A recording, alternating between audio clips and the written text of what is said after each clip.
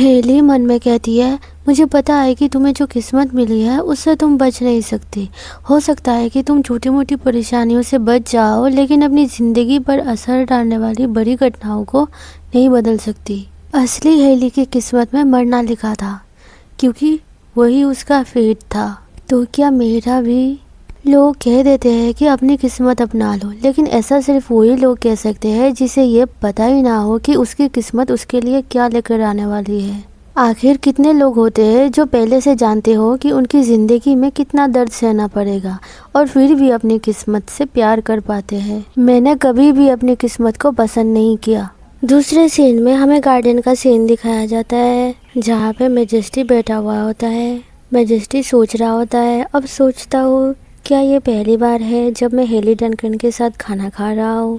मैंने तो उसे बस यूं ही साथ वक्त बिताने के लिए नहीं बुलाया था। कुछ दिन पहले की बात है, जेड मैजेस्टी से कह रहा था, खबर मिली है कि ड्यूक डनकन ने महारानी को एक चिट्ठी भेजी है। जेड कहता है, मैं उसकी एक कॉपी लेके आया हूँ। मैजेस्टी कहता है, क्या उसमें कुछ अजीब था? जेड कहता है, वो चाहता है कि उसकी एस्टेट के लोगों को मदद के लिए यहाँ बुलाया जाए। जब उसने सुना कि महारानी बिस्तर पकड़कर बीमार पड़ी हुई है तो वो चिंतित हो गया।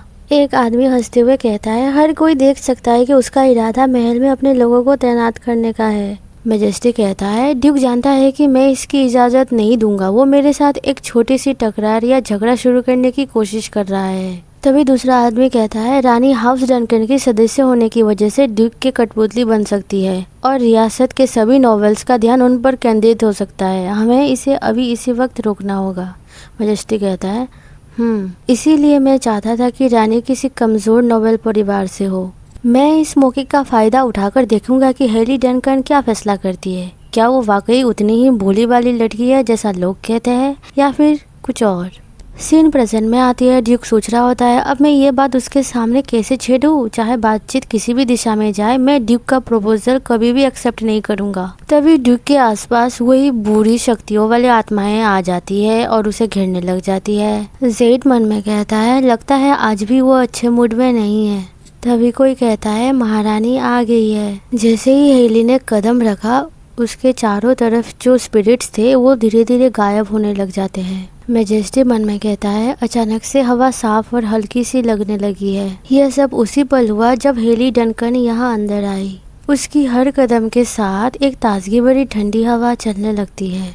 ऐसा लग रहा है जैसे उसके आसपास की दुनिया ही बदल रही हो। मेरा सरदर्द फिर से गायब हो गया। तभी हेली उसे देखे कहती है, हाँ। मैजेस्टी हंसते हुए कहता है, यह कितनी अजीब बात है।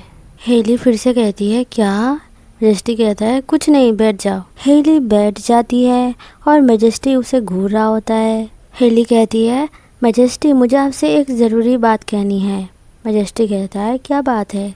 हेली कहती है, कुछ दिन पहले मेरे पिता ड्यूक डनकन ने मुझे एक चिट्ठी भेजी थी। मैजेस्टी मन में कहता है, मुझे उम्मीद नहीं थी कि वो खुद पहले ये बात छेड़ देगी। मैजेस्टी उसे कहता है, और उसमें क्या लिखा था? फिर मन में कहता है, उसने मुझसे पहले ही बात छेड़ दी। जैसे ही वो अंदर आई, मैं अपना असली प्लान ही भूल गया। हेली कहती है, उन्होंने लिखा था कि वो अपनी एस्टेट से कुछ लोगों को भेजेंगे। क्या आप इसे खुद पढ़ना चाहेंगे? इसमें कोई खास बात नहीं है, फिर भी मैं इसे साथ ले आई हूँ। मैजेस्टी कहता है, नहीं ठीक है, और मन में कहता है, मैं उसकी एक कॉपी पहले ही देख चुका हूँ। और वो उसे कहता है, तुम क्या करना चाहती हो? हेली कहती है, क्या आप मुझे फिर से चूज करने का मौका दे रहे हैं? मैजेस्टी मन में कहता है, फिर से? ओह, क्राउन पहन के मरने वाली बात। अगर ऐसा ही है तो तुम्हें मरना पड़ेगा। वो सब याद करके मैजेस्टी हंसते हुए कहता है, जरूर, अगर यही तुम्हारी इच्छा है तो। जेड मन में कहता है, मैजेस्टी आप उनकी चाल में क्यों आ रहे हैं? मैजेस्टी उसको इग्नोर कर देता है और कहता है, ऐसा है तो। तभी हेली गुस्से में कहती है, क्या इस बार का फैसला करने का मौका पहले से थोड़ा ज्यादा इंसाफपूर्ण है? मैजेस्टी फिर से हंसते हुए कहता है, तुम जो भी दिल में आता है सीधा कह देती हो, है ना? ये देखने लायक नजारा है। हेली कहती है, हाँ, मैं थोड़ा ज्यादा ही अपनी तरफ से अंदाजा लगा रही थी, मुझे माफ कीजिए। मैजेस्टी कहता है, नहीं, ये ठीक है। फिर मन में कहता है, मुझे इस तरह खुलकर हंसे हुए कितना अरसा हो गया है। वो सच में ही बहुत इंटरेस्टिंग है। और उसे कहता है, ऐसे ही करते रहो। हेली मन में कहती है, तो फिर शायद सब ठीक है। मुझे नहीं पता कि हेली क्या चाहती होती, लेकिन इस वक्त मुझे अपने दिल की बात कहनी है। मैं राजा या ड्यूक के काबू में नहीं रहना चाहती और मैं अपनी और हेली की जिंदगी को हल्के में भी नहीं लेना चाहती। तभी हेली टेबल पर चिट्ठी रखते हुए कहती है, मैं अपने पिता को एक चिट्ठी लिखकर उनके प्रस्ताव को मना कर दूंगी। हेली मन में कहती है, अब देखना असली हेली मैं क्या करती हूँ। मैजेस्टी उसे देखने लग जाता है। हेली मैजेस्टी को कहती है, मुझे महल में आए हुए अभी ज्यादा वक्त नहीं हुआ, तो अगर मैं ये प्रस्ताव मान लेती हूँ तो लोग मेरे बारे में गलत सोच सकते हैं। मैं अपने पिता को यही बात चिट्ठी में लिखूंगी। जेड मन में कहता है, यह सुनकर राहत मिली, हमें ड्यूक डनकन के साथ बिना मतलब की लड़ाई में नहीं पड़ना पड़ेगा। मैजेस्टी मन ही मन कहता है, वो बेवकूफ़, ये ऐसी बात नहीं है जिसके लिए उसे राहत महसूस करनी चाहिए। पहली नज़र में ये जवाब यहाँ मौजूद सभी लोगों को खुश कर देना चाहिए। लेकिन अगर उसने मुझसे पूछा भी होता तब भी मैं मना कर देता, चाहे मैं कोई भी वजह देता। ड्यूक डनकन उसे किसी न किसी तरह ताकत की लड़ाई में बदल देता। लेकिन रानी ने फैसला किया कि उसे मना करने की जिम्मेदारी वो खुद लेंगी, मुझे दोष या जिम्मेदारी देने के बजाय। ये भी कहा जा सकता है कि उसने ये करके मेरे ऊपर जो एहसान था वो चुका दिया है। हेली मन में कहती है, मैं उसके प्रस्ताव को ठुकरा दूंगी, लेकिन फिलहाल ड्यूक डनकन को पूरी तरह अपना दुश्मन नहीं बनाना चाहती, क्योंकि मुझे नहीं मालूम कि आगे क्या होने वाला है। अगर मैं उसे बताऊंगी कि मैं अभी तैयार नहीं हूँ तो शायद भविष्य में बातचीत या समझौते के लिए रास्ता खुला रहेगा। मैजेस्टी मन में कहता है, वो मासूम बनने का नाटक कर रही है, लेकिन साथ ही जो कुछ भी हासिल कर सकती है उसे लेना सुनिश्चित कर रही है। उसने अपने पिता की योजना को सफलता से टाल दिया, लेकिन इससे वो डनकन परिवार की एक और ज़्यादा राजनैतिक रूप से चतुर सदस्य लगती है। वो स्माइल करते हुए मन में कहता है, लगता है सच में खून का रिश्ता पानी के रिश्ते से ज़्यादा मजबूत होता है। वो बहुत चालाक है ना? क्या तुम्हें लगता है तुम्हारा मासूम बनने का नाटक मुझ पर काम करेगा?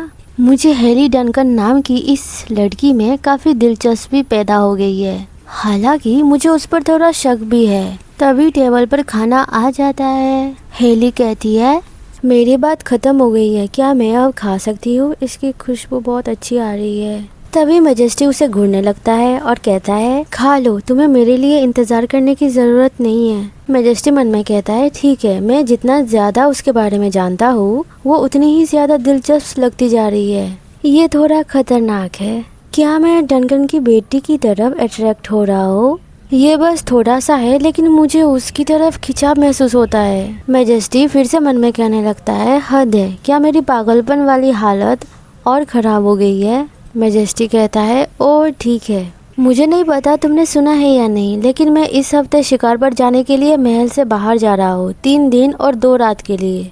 हेली मन में कहती है, रुको, क्या उसने हंटिंग कहा? नहीं, ऐसा नहीं हो सकता। बुद्धिज्म के 5 मूल नियम में पहला नियम है, जीव हत्या मत करो। इस आदमी को किसी की जान लेने जैसे काम नहीं करना चाहिए, इसका कर्म बस बढ़ता ही जाएगा। कायन का राजा रॉड्रिक, जो अपनी ताकत और कठोर स्वभाव के लिए मशहूर है, उसका पूरा नाम रॉड्रिक बिस्ट पेरस ब्लेक है। उसका निकनेम उसके मिडिल नेम से बना था, द मैड बीस्ट। उसका निकनेम उसके पागलपन की वजह से पड़ा था। जब रॉड्रिक को एहसास हुआ कि वो अपने गुस्से और हिंसा की प्रवृत्ति को रोक नहीं पा रहा है, तो उसने उन्हें हंटिंग करके निकालने का फैसला किया। उसे नहीं मालूम था कि ऐसा करने से वो और भी ज्यादा पागलपन की तरफ चला जाएगा। कुछ ही सालों के अंदर वो इतिहास का सबसे ज्यादा शिकार करने वाला राजा कहलाने लगा। हेली मन में कह रही होती है, मैं उसके इरादों को समझती हूँ, लेकिन शिकार से कोई मदद नहीं मिलेगी।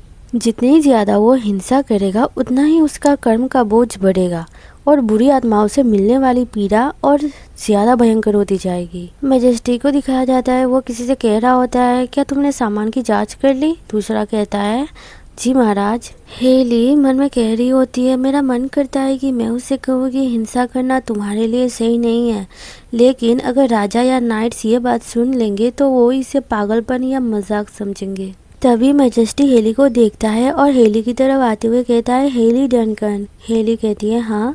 मैजेस्टी कहता है, क्या तुम्हें मुझसे कुछ कहना है? हेली मन में कहती है, जब से वो महल के बाहर है उसके साथ बदला लेने वाली बुरी आत्माएं कम हो गई है, शायद उसे शिकार पर जाने के बजाय पिकनिक पर जाना चाहिए।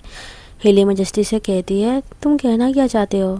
मैजेस्टी हेली को कहता है, मुझसे कहो कि मैं तुम्हारे लिए कुछ पकड़ लूँ। हेली कहती है मुझे तुमसे ऐसा कुछ नहीं चाहिए। हेली मन में कहती है कि सिर्फ इतना ध्यान रखना कि किसी को भी मत मारना। मैजेस्टी कहता है मुझे यात्रा के लिए शुभकामनाएं दो। हेली कहती है तुम्हारा सफर सुरक्षित रहे। फिर मन में कहती है बस कहीं मत जाओ। मैजेस्टी कहता है ठीक है। हेली मन में कहती है ये क्या है, क्या मुझे और कुछ कहना चाहिए, क्या मुझे इसके अलावा भी कुछ कहना है। मैजेस्टी इशारा करते हुए कहता है क्या तुम वो नहीं करोगी। हेली कहती है क्या करूँ। हेली आसपास देखने लगती है और एक कपल को किस करते हुए देखते हुए कहती है क्या, और मन में कहती है क्या तुम मुझसे ये करवाना चाहते हो। मैजेस्टी हंसने लग जाता है और कहता है मैं तो बस मजाक कर रहा हूँ। हेली मन में कहती है क्या वो मुझे छेड़ रहा था। मैजेस्टी कहता है हेली तुम हैरानी से मुंह खोलकर एकदम स्थिर खड़ी हो, अपना मुंह बंद क्यों नहीं करती। हेली कहती है तुमने ही तो कहा था कि जब मैं मुंह खोलती हूँ तो देखने लायक लगता है। मैजेस्टी कहता है मैंने ये भी कहा था कि मुझे तुम्हारा ऐसा ही रहना पसंद है, याद है। हेली फिर उसे कहती है ठीक है मुझे समझ आ गया, अब बस जाओ और अपना ख्याल रखना। मैजेस्टी कहता है ठीक है। हेली मन में कहती है वो कितना तंग करता है। मैजेस्टी हेली के कान के पास आके कहता है पानी के पास मत जाना, और फिर उसे देखने लग जाता है। फिर दूर हटते हुए कहता है समझ गई। हेली मन में कहती है क्या उसे डर है कि मैं भी असली हेली की तरह पानी में कूद जाऊंगी। तुम्हारा मतलब है कि मैं अपनी मर्जी से ना मरूं, है ना। ओह मेरे कानों में गुदगुदी सी हो रही है। मैजेस्टी कहता है मैं अभी जा रहा हूँ, और सबको कहता है चलो। हमें मैजेस्टी को दिखाया जाता है जाते हुए, उसको फिर से वो स्पिरिट्स घेरने लग जाती है और हमारी हेली दूर खड़ी हुई कहती है क्या वो ठीक रहेगा। सीन चेंज होता है और कोई कह रहा था योर मैजेस्टी कृपया उसका पीछा मत करो, रात में जंगल बहुत खतरनाक होता है। मैजेस्टी को दिखाया जाता है जो भयानक लग रहा था। मैजेस्टी मन में कहता है यहाँ बहुत अंधेरा है, मैं कुछ भी सुन नहीं पा रहा हूँ, मैं ऐसा इंसान नहीं हूँ, मुझे ये नहीं करना चाहिए। अगर मैंने ये किया तो मेरा राज्य और मेरी प्रजा। तब वो हेली को याद करते हुए कहता है काश इस वक्त वो मेरे साथ होती। मैजेस्टी को दिखाया जाता है जो कि बहुत खतरनाक ऑरा में था और वो खतरनाक वाली स्माइल करता है, और जेड तो ये देख के फ्रीज ही हो जाता है। फिर सारे रुकते हैं और किसी को मारने की आवाज़ें आ रही होती है। एक आदमी कहता है वो पहले ही मर चुका है लेकिन वो अब भी उस पर बार बार वार कर रहा है, और मन में कहता है वो कितना बेरहम है। जेड मन में कहता है वो इतना बदल क्यों गया है, ऐसा लगता है जैसे वो बिल्कुल अलग ही इंसान बन गया हो। क्या वाकई अब कोई उम्मीद नहीं बची है। तभी जेड घबराते हुए कहता है एक बियर। वो भालू मैजेस्टी के सामने आ गया होता है। जेड कहता है हमला कीजिए, कृपया यहाँ से दूर हो जाइए मैजेस्टी। जेड चिल्ला रहा होता है योर मैजेस्टी, लेकिन मैजेस्टी को दिखाया जाता है। मैजेस्टी मन में कह रहा होता है यहाँ बहुत अंधेरा है। तभी वो आंखें बंद कर लेता है। हमें रात का सीन दिखाया जाता है। हेली को दिखाया जाता है, वो मन में कह रही होती है मैं सो नहीं पा रही हूँ, अगर वो लोगों को मारना जारी रखेगा तो उसकी हालत और भी खराब होती जाएगी, क्या वो ठीक रहेगा। मुझे उम्मीद है कि हाँ। तभी वो बिस्तर में हाथ पटकते हुए कहती है मुझे इतनी फिक्र क्यों हो रही है, क्या मुझे थोड़ी देर टहलने जाना चाहिए। वो छोटे से घोस्ट को देख के कहती है वो मेरी वजह से जाग ना जाए।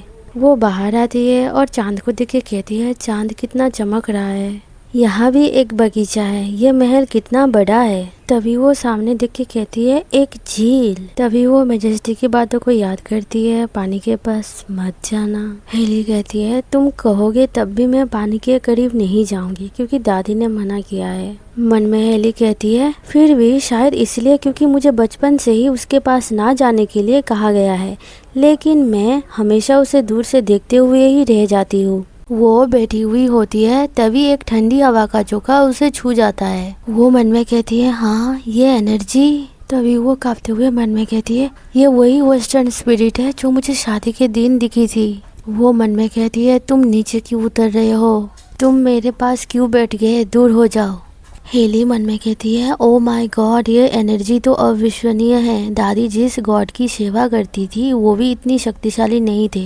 चाहे कुछ भी हो जाए मैं इस मामले में कभी शामिल नहीं हो सकती। तभी वो स्पिरिट स्माइल करता है। वो हेली से कहता है तुम मुझे देख सकती हो है ना। हेली मन में कहती है ऐसा मत बोलो जैसे ये तो बिल्कुल जाहिर सी बात हो, चाहे तुम गार्डियन स्पिरिट ही क्यों ना हो फिर भी तुम एक स्पिरिट ही हो। हेली मन में कहती है क्या मुझे उठकर चले जाना चाहिए, शायद वही बेहतर होगा, है ना। ठीक है। वो घोस्ट कहता है तुम असल में हेली डनकन नहीं हो, है ना।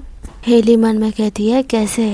नहीं, इससे कोई फ़र्क नहीं पड़ता कि वेस्टर्न स्पिरिट को पता है कि मैं यीजे कांग हूँ या नहीं। शायद ऊंचे दर्जे के स्पिरिट्स ऐसी बातें जानते होंगे, मैं बस इसे नज़रअंदाज कर दूंगी। अभी उसकी बात पर मैं लगभग प्रतिक्रिया दे ही बैठी थी। वो घोस्ट कहता है रॉड्रिक यहाँ आ रहा है, लगता है उसे चोट लगी है। हेली मन में कहती है मुझे उसकी आवाज़ सुनाई नहीं दे रही, बिल्कुल भी नहीं। घोस्ट कहता है मामला काफ़ी गंभीर लग रहा है, जब उसका कोई वारिस ही नहीं है तो अब वो क्या ही करेगा। अगर वो इस तरह मर गया तो बहुत बुरा होगा। घोस्ट कहता है तो तुम मुझे सुन सकते हो, है ना। तभी हेली गुस्से में उसकी तरफ देखते हुए कहती है क्या तुम सच में अभी मजाक कर रहे हो, यहाँ किसी की जान का सवाल है, समझे। आखिर तुम ये क्यों कर रहे हो।